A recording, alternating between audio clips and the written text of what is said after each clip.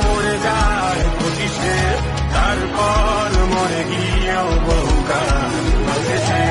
কিছু মানুষ মরে যায় 25-এ, তারপর মরে গিয়েও বহুকাল বাঁচেছে। শৈশবের স্বপ্নগুলো লিখে রেখেছিলাম ড্রয়িং খাতায়, সময়ের ভাজে ভাজে হারিয়ে ফেলেছি সব স্মৃতির পাতায়। শৈশবের ইচ্ছেগুলো